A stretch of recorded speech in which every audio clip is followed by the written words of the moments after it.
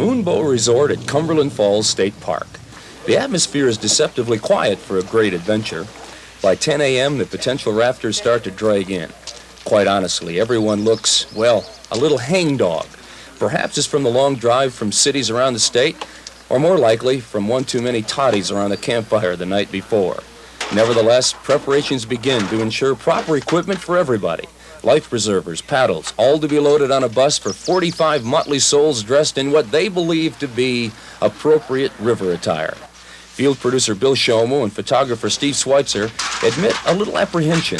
They share with everyone the anticipated mystery of what lies ahead. But in addition, they fear losing to the rapids some $20,000 worth of complicated and fragile motion picture equipment. And it's no wonder, for this is what awaits them.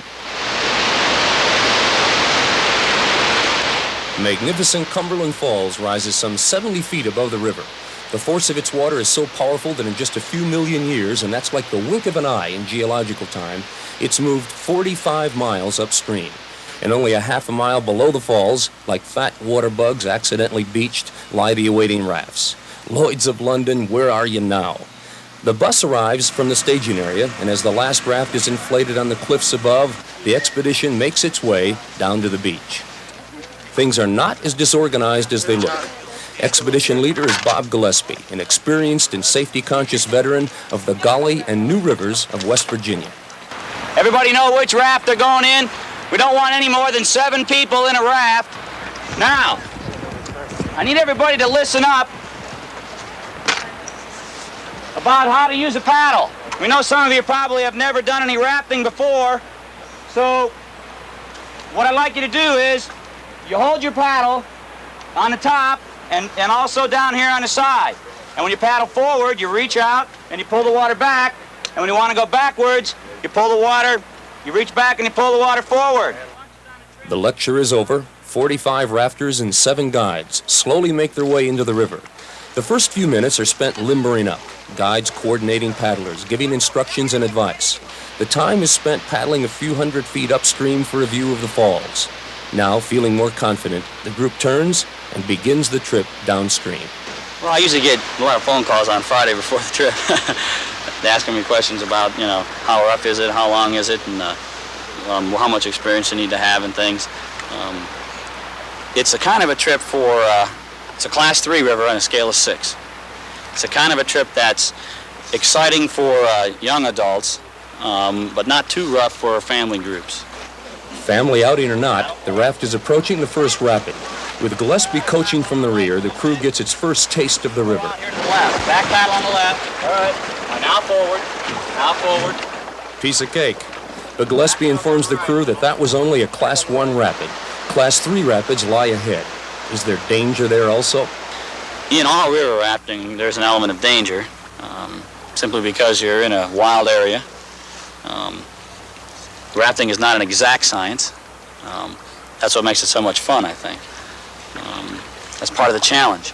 The people have to adapt and respond to the rapids and to the trip to come through the trip intact, let's say, or in one piece. And we always do.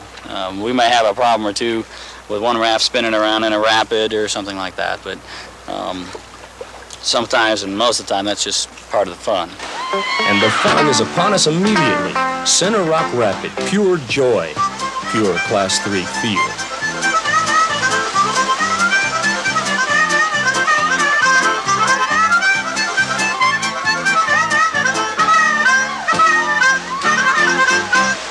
True to Bob Gillespie's words, no one is hurt. No one is even washed overboard. The feeling is one of elation. Regrouping and heading downstream again, the rafters now have a few minutes of rest time before the next white water. Time to bail out the raft, time to check film gear.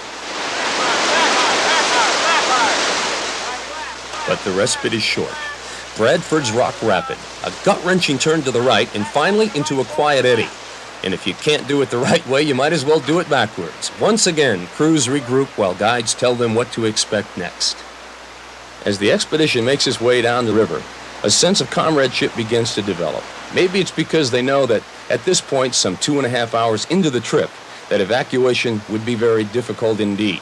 Perhaps more realistically, everybody's hungry, and the guy with the lunch is Bob Gillespie. There's plenty of meat and bologna and peanut butter and jelly and sandwich bread, mustard and ketchup. But just take enough for one sandwich on your way through the first time so everybody gets a crack at the different meats, and then you can come back again for more. Okay, just line up on this side and let's go have some chow. Not exactly gourmet fare, but it is included in the price of the trip. But more important than that, it's plentiful and has managed to stay dry. While most of the hungry rafters chow down, a few took the time to talk about their impressions. Well, I was a little apprehensive, I've canoed before, but never been on a big river and shot rapids, but it's really been exciting. I love it. You know, being out here is beautiful. The weather's been, exceptional today, and I'm really impressed with the guidance that we're having along the way. It was really exciting. Going through for the first time, just bouncing over those waves, and you were thrown backwards immediately, and you had to keep paddling, and the guy in the back was yelling, stroke, stroke, stroke, and we kept stroking. There's a good feeling as the rafts are put back into the river. A gentle current and quiet pools now await the group before the final white water ahead. Time to take a look and reflect on scenery that few people have seen since 1850. The scenery is interrupted at times by the efforts of man. Deep in the wilderness of southeastern Kentucky, man has been slothful enough to leave his traces. If there is sin on the Cumberland River, it exists in the form of plastic milk jugs, beer cans, and miscellaneous refuse of the 20th century. One hopes, in fact, that high water will come and float the crap back into the homes of those who tossed it in. It's called Last Drop Rapid, a fitting climax to the trip. Tired but confident, the group approaches this Class 3 whitewater without hesitation. It's impossible to describe. Just watch the picture.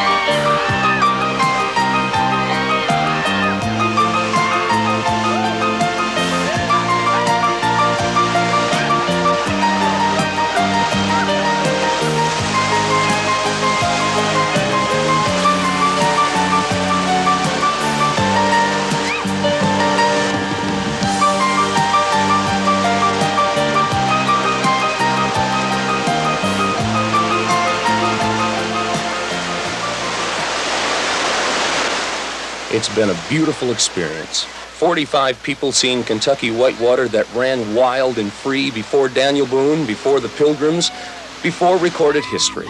And Bob Gillespie smiles quietly to himself. I get a lot of satisfaction out of having created this business. And I get a lot of satisfaction from showing people a good time. And those are real intangible rewards, really. But I think those are the two things that keep me in this business. Not bad, huh? Well, if something like that turns you on and you want to give it a try, Bob Gillespie and his crew will be glad to give you all the information you'll ever want on it.